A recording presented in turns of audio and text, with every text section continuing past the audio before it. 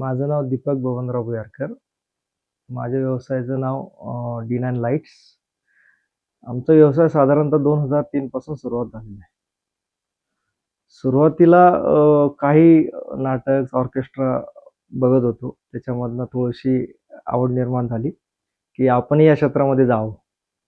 म्हणून सुरुवातीला थोड्याशा लाईट्स वगैरे घेऊन व्यवसायाला सुरुवात केली. व्यवसायाला सुरुवात करता काही अशा गोष्टी लक्षात आल्यात, की याच्यापेक्षा थोडंसं मोठं करावं. मोठं करावं तर पैशाची गरज सर्वात महत्त्वाचं. पैसे देणार कोण? 2003-2004 ला मग आमचे एक मित्र भेटलेत.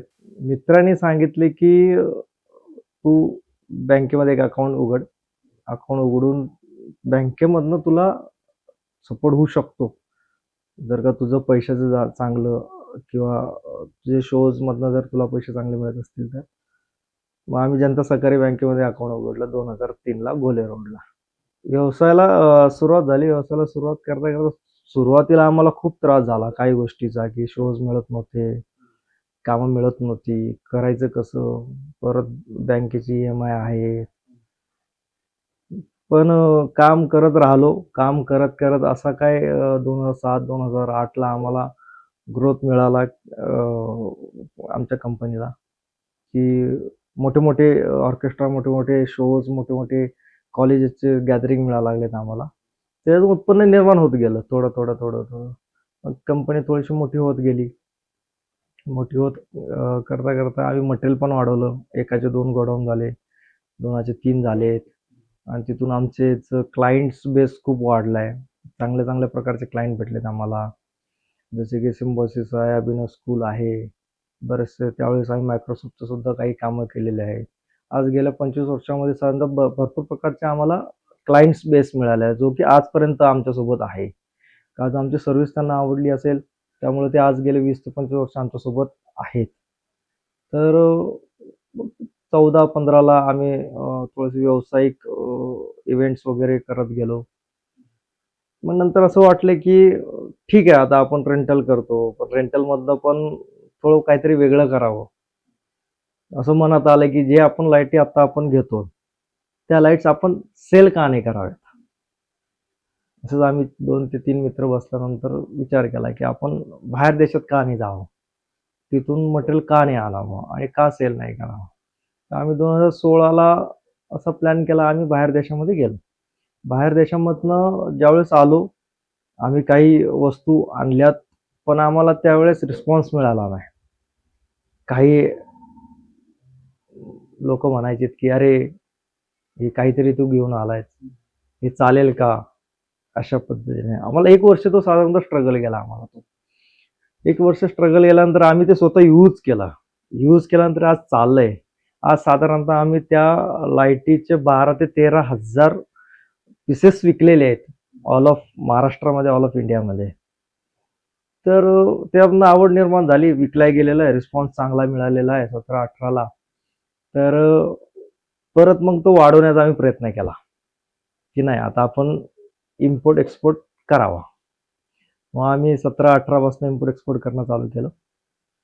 त्याच्यातनं काही इलेक्ट्रॉनिक वस्तू आणणं केलं आणि आम्ही सेल करत गेलो त्याच्यामध्ये.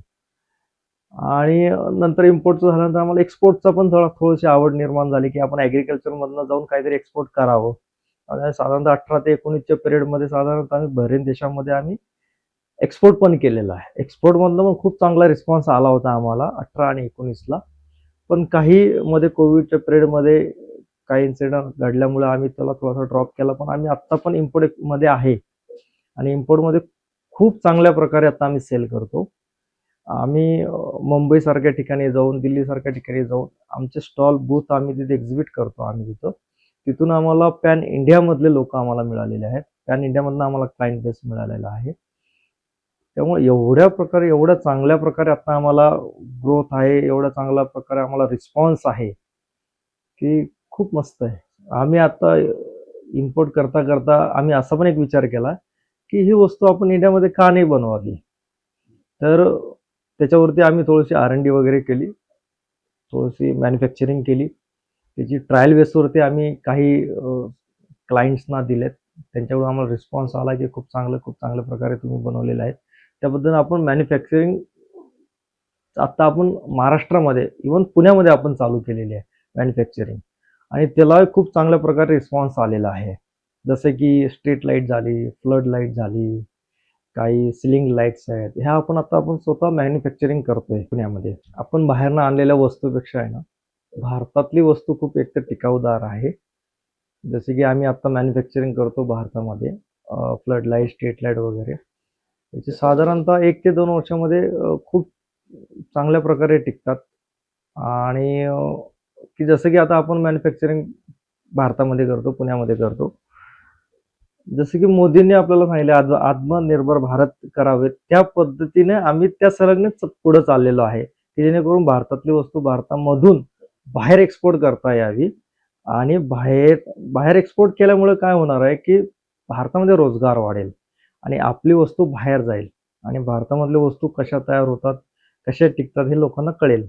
आता जे नवीन उद्योजक आहेत त्यांना एवढंच सांगू इच्छितो की व्यवसाय स्वतःचाच करावा आणि व्यवसाय असा करावा की त्याला परिपूर्ण नेला पाहिजे. उगीच मध्ये सोडायचा नाही किंवा काहीतरी व्यवसाय करायचा म्हणून करायचा नाही, पण असा काही व्यवसाय करायचा नाही की तो परिपूर्ण झाला पाहिजे. आणि व्यवसायामध्ये यश येतं म्हणजे येतच, त्याला फक्त तुमची मेहनत खूप गरजेची आहे, सहकार्य खूप गरजेचं आहे. जर तुम्ही मेहनतीने चिकाटीने जर का व्यवसाय जर केला ना, तर व्यवसायासारखा श्रेय आणि व्यवसायासारखं यश कशातच नाही. शक्यतो नोकरीच्या मागे पळू नये, नोकरीमध्ये काहीही नाही आहे. व्यवसायामध्ये खूप चांगलं तुमच्या अपेक्षा परिपूर्ण होण्यासारखा व्यवसाय असतो, फक्त चिकाटीने करावा. या व्यवसायात 2003 पासून जनता सहकारी बँकेचं मला सहकार्य मिळालेलं आहे.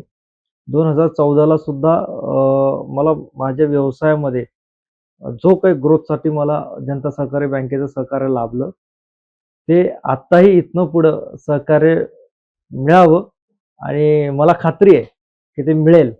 यश शिखराकडे पाऊल आमचे, ग्राहक हित उद्दिष्ट आमचे. उदात्त हेतू पक्की तत्त्वे, आधुनिक तरीही विचार आमचे.